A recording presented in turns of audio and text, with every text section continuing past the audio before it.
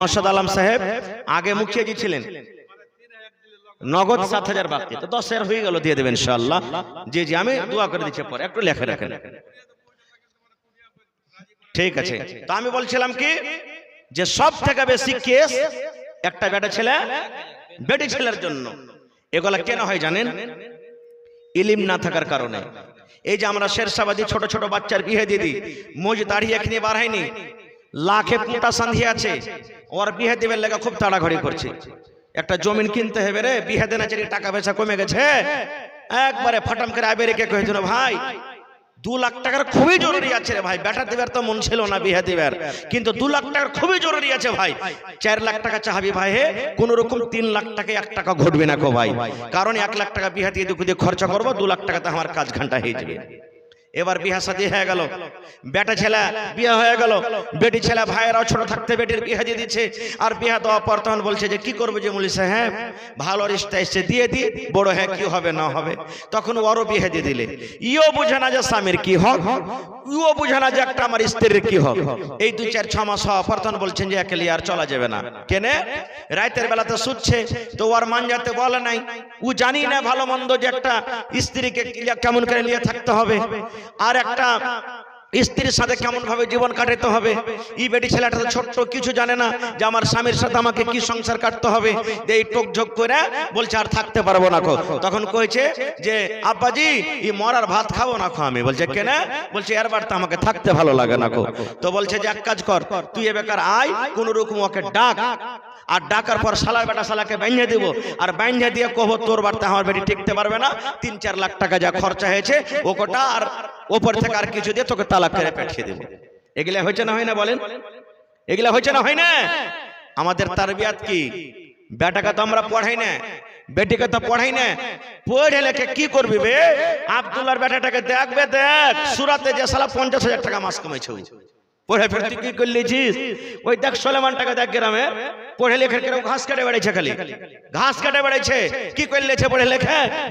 এই তো আমাদের, এই তো আমাদের তাছাড়া আর কিচ্ছু নাই। তারবিয়াত কি জিনিস বুঝি না। আল্লাহ রাসূল বলেছেন যখন তুমি প্রথম তোমার বিবির কাছে যাবে, বিয়ে শাদী হয়ে গেল, প্রথম যখন তুমি বিবির কাছে যাবে, আমি যদি এখানে যত লোক বসে আছেন, হারে ভাই দোয়াটা কি কেউ পড়েছেন? এক একটা 2টা 5টা লোক কহা যায় না ভাই, না হয়তো সবাই কহবে যে হারা খুব পাস হয়ে গেছে মৌলী সাহেব, আর ওগুলা দেখার কি না, এখান থেকে তো আপনার তালিম শুরু। আল্লাহ রাসূল বলেছেন ও আমার উম্মত তুমি শুনে নাও, যেই দিন তোমার প্রথম রাত হবে, যেই দিন তোমার প্রথম বাসর ঘর হবে, যেই দিন তোমার বিবির সাথে মোলাকাত হবে, ওই দিন তোমার স্ত্রীকে তুমি সালাম দিয়ে ভিতরে তুমি ঢুকে যাও। তারপর নবী বলেছেন উম্মত তোমার বিবি তোমার জন্য পালঙ্গে রেডি হয়ে আছে, তোমার স্ত্রী তোমার জন্য পালঙ্গে খাটে বসে আছে, চৌকিতে বসে আছে, এবার সালাম দিয়ে তার পাঞ্জরে বসে যাও। আর বসে যাওয়ার পর এই কপালের ওপরে তোমার স্ত্রীর যে চুল রয়েছে, এই চুলগুলা 2খানা 3খানা তুমি চুল ধরে নাও, আর চুলখানা ধরে নিয়ে তুমি এই দোয়াটা পড়ো, আল্লাহুম্মা ইন্নী আসআলুকা খাইরাহা ওয়া খাইরা মা জাবালতা আলাইহি ওয়া আউযু বিকা মিন শাররিহা ওয়া শাররি মা জাবালতা আলাইহি। এই দোয়াটা পড়ো। পড়েছি কি? হ্যাঁ, এইগুলা দোয়া পড়ে যায়, পহিলা বাসর ঘরের রাত আছে, দোয়াটা পড়ে কি এত সময়টি দিক ওদিক কি কাটাতে পারি? এই দেখেন কাটলাম না, বিবির সাথে হাম মিস্ত্রি করে নিলাম বিনা দোয়াতে। যারা জানছি হয়তো পড়েছি, যারা জানি না পড়ি না। কয়টা লোক জানছি? আহা এটা তো নীল 100 হয়তো 2-4-5টা জানছি। আল্লাহ রাসূল বলেছেন হেরে আমার উম্মত, যখন তুমি তোমার স্ত্রীর সাথে মিলন করবে তোমাকে এই দোয়াটা পড়তে হবে, বিসমিল্লাহি আল্লাহুম্মা জান্নিবিনা শাইতান ওয়া জান্নিবিশ শাইতানা মা রাযাকতানা। এই দোয়া পড়ো, পড়ার পর তখন মিলন করো। বলবে হাজি মাওলানা একবার যদি পড়ে দি খালি পহিলা রাতে তো হবে না, জি না, এক রাতে যদি 5 বার বিবির কাছে আপনি যাবেন, 5 বার আপনাকে পড়িতে হবে। কয়টা লোক জানছি? হ্যাঁ চলে গেল এমনি দিন, 5টা 10টা ছেলে পেলার বাপ হয়ে গেল, না পড়লে কি হবে? আল্লাহ রাসূল বলেছেন, উম্মত রে, তুমি যদি তোমার বিবির কাছে বিনা দুয়াতে মিলন করে নিয়েছো রে উম্মত, তোমার কত বড় ক্ষতি হয়েছে, তোমার কত বড় নোকসান হয়েছে, তাইলে তুমি শুনে নাও। আল্লাহ নবী বলেছেন, উম্মত, তোমার বিবির সাথে যখন তুমি মিলন করবে, তুমি দোয়াটা পড়লে না, যতবার তুমি তোমার বিবির কাছে গিয়েছো, অতবার শয়তান তোমার সাথে সাথে গেছে। যতবার তুমি গেলে, অতবার তোমার সাথে সাথে তোমার শয়তান তোমার সাথে গেছে, তোমার বিবির কাছে গেছে। আচ্ছা তুমি কোনঠে? কতখানি নোকসান ভাই। শরীয়তের কথা বলছি, আল্লাহর কোরআন বলেন, আল্লাহ রাসূল হাদিসে বলে গেছেন, আল্লাহ রাব্বুল আলামিন স্ত্রী জাতি এবং পুরুষ জাতিকে আল্লাহ মিলন করার যেটা রাস্তা দিয়েছি, সেই রাস্তাতে আপনাকে মিলন করতে হবে। যদি কোনো ভাই, যদি কোনো নওজওয়ান সেই রাস্তাকে বাদ দিয়ে অন্য কোনো রাস্তাতে তার সাথে মিলামিশা করে, পায়খানা রাস্তাতে যদি চলে যায়, আল্লাহ রাসূল বলেছেন তারপরে আল্লাহর গজব হবে, তারপরে লানাত হবে। ওরে সুবহানাল্লাহ, এটা হলো হারামি কাজ, বদ কাজ। নবী বলেছেন, খবরদার খবরদার, তুমি শয়তানের রাস্তাতে তুমি যেও না। আরো একটা দিনের কথা বলি বন্ধুরে, আমার মায়েরা খালারা, মাসে মাসে 3 দিন 4 দিন 5 দিন 7 দিন করে নাপাক হয়ে যায়, যাকে মাসিকের বেমারি বলা হয়, হায় যাকে বলা হয়। আল্লাহ রাসূল বলেছেন, মহিলা রে, যখন তোমার নাপাকে হালাত হবে রে মহিলা, 3 দিন 4 দিন 5 দিন তুমি মাসে মাসে নাপাক থাকো, মহিলা 1 নম্বর কাজ, তুমি রোজা করবে না। তুমি রোজা রাখতে গেলে ওই হালাতে আল্লাহ তোমার রোজা কবুল করবে না। 1 নম্বর কাজ, তুমি রোজা করবে না। 2 নম্বর কাজ, নামাজ পড়বে না।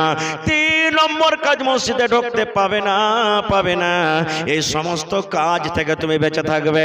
এবং পুরুষ জাতিকে আল্লাহ বলেছেন, নবী বলেছেন, পুরুষ রে, তোমার বিবিরা যখন মাসিকের হালাতে থাকবে, ওই হালাতে খবরদার খবরদার তোমার বিবির সাথে তুমি মিলন করিও না।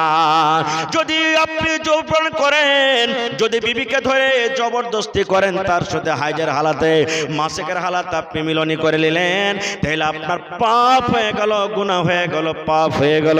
আল্লাহ রাসূল বলেছেন, তাকে ওই পাপটা মাফ করার জন্য তাকে জরিমানা আদায় করতে হবে। নারে তাকবীর।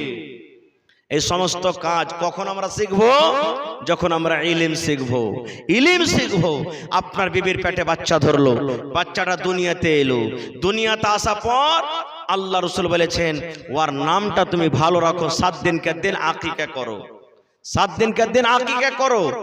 আমরা তো আকিকা এখন আল্লাহর রহমতে মেলায় কিছু হইতে লেগেছে, করছি, কিন্তু আগে বুঝছো না, কেউ তো এখন আকিকাতে গরুও জবাই করে দিবে। যে না, গরুর আকিকা হবে না ভাই, গরু তো আকিকা চলবে না, ছাগল বকরি জবাই করতে হবে আপনাকে, 7 দিনকার দিন জবাই করতে হবে। এইবারে ভালো নাম রাখতে হবে। আজকে আমরা নাম কি রাখছি? ইয়ার নাম পিঙ্কি, ইয়ার নাম ঝাইটনি, ইয়ার নাম কুড়ানি, ইয়ার নাম টগরি, ইয়ার নাম পিঙ্কু, ইয়ার নাম ধোবা, ইয়ার নাম পটল, ইয়ার নাম কধু, ইয়ার নাম ল্যাংড়া, এটা তো হলো কানা, এটা তো হলো গুধা। এই দেখেন, এগুলো কোনো নাম? আল্লাহ রাসূল বলেছেন, উম্মত, যেই নাম তুমি দুনিয়াতে রাখবে, কিয়ামতের দিন আল্লাহ রাব্বুল আলামিন ওই নাম এবং তার বাবার নাম ধরে আল্লাহ রাব্বুল আলামিন কিয়ামতের দিন ডাক দেবেন। এই জন্য ছেলে মেয়েদের নাম খবরদার ভালো রাখেন। সময়টা আমার শেষ হয়ে আসছে ভাই। আজকে বর্তমান যুগে আমরা কেমন নাম রাখি, একটা ঘটনা বলি আপনার সামনে, গল্প, হাদিস কোরআনের কথা নাই, বাস 2 থেকে 3 মিনিটে। আজকে যেমন জালসা শুনতে এসেছেন, একটা মোটা হিসা লোক ভাই জালসা শুনতে গেছে, জীবনে কোনোদিন জালসা শুনতে গেনি, প্রথম জালসা শুনতে এসেছে। মৌলানা ওয়াজ করেছেন, দেখেন ভাই, ছেলে পিলা যখন হইবে তো ভালো নামটা রাখিও ছেলে পিলার। ই বাড়িতে গেছে, ওর একটা বেটি হয়ে গেছিল, ওর নাম কিন্তু জোসনা রেখেছে, বেটিটার নাম জোসনা রেখেছে।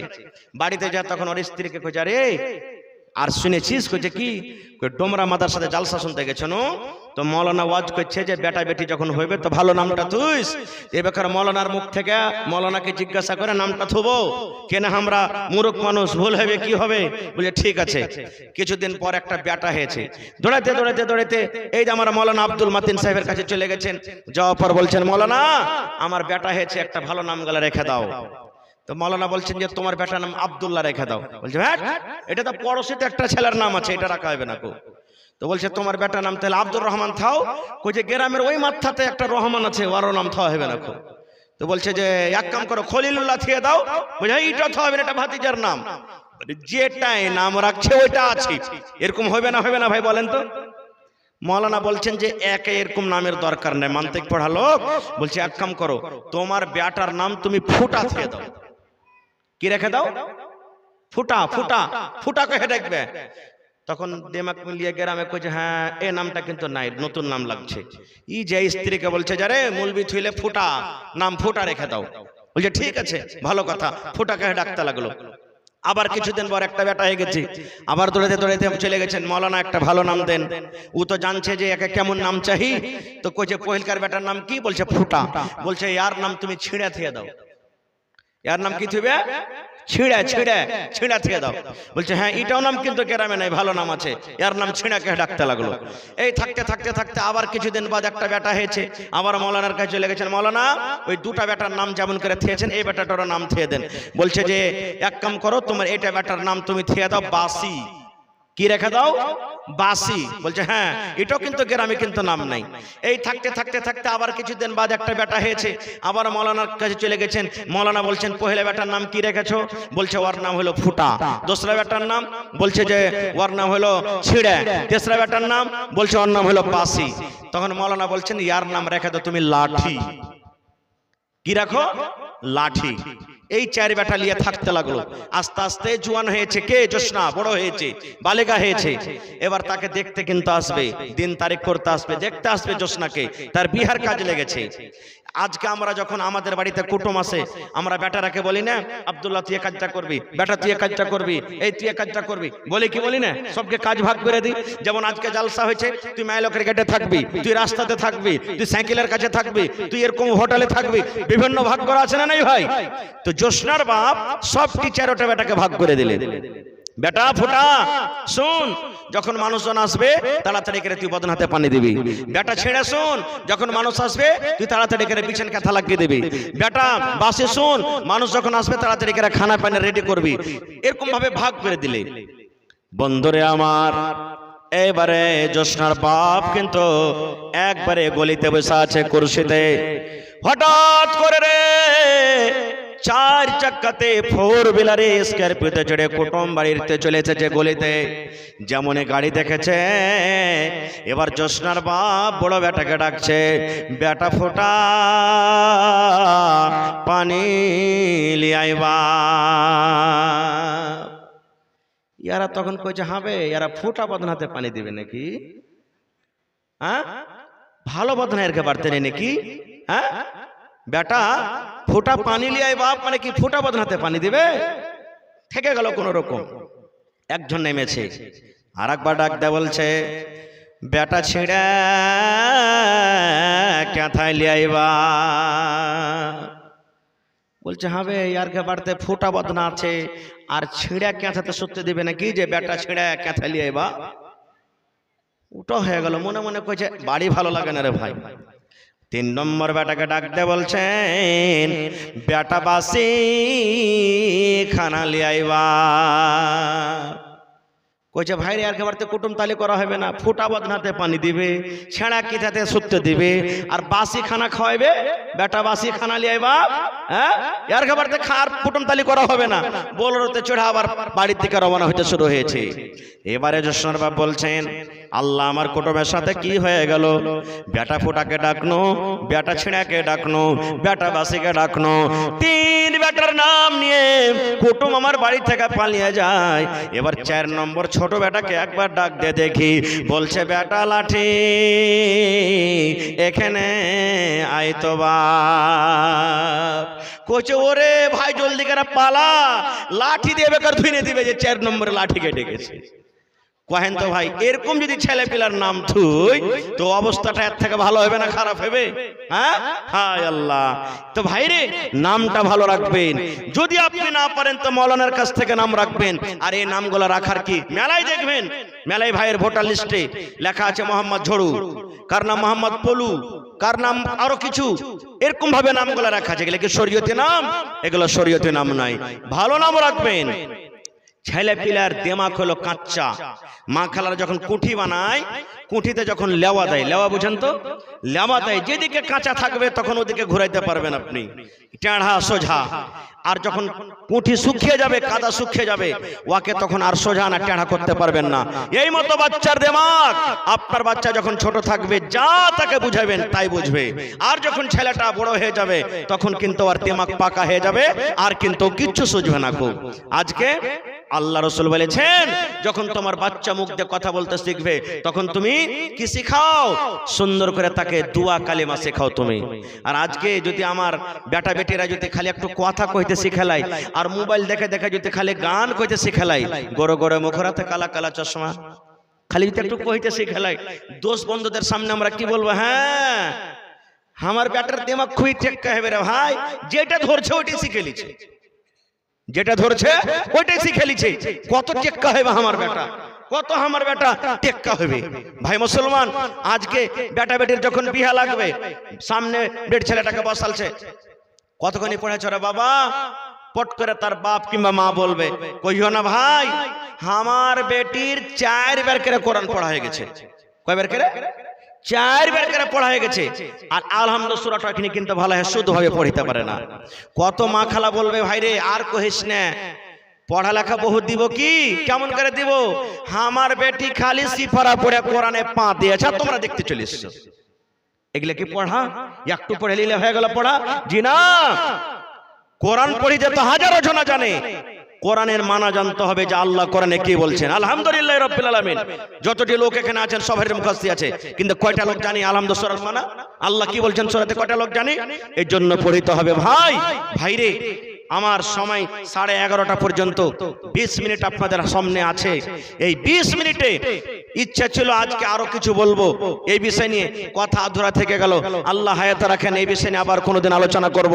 তবে আল্লাহ তাবারাক ওয়া তাআলা সর্বপ্রথম আল্লাহ তাবারাক ওয়া তাআলা যেটা নবীকে দান করেছেন সেটা হলো কোরআন, আর সেটা হলো ইলম। ইলমের ব্যাপারে কোরআনে 30 পারা আছে ভাই, 30 পারা আছে, 30 টুকরা আছে।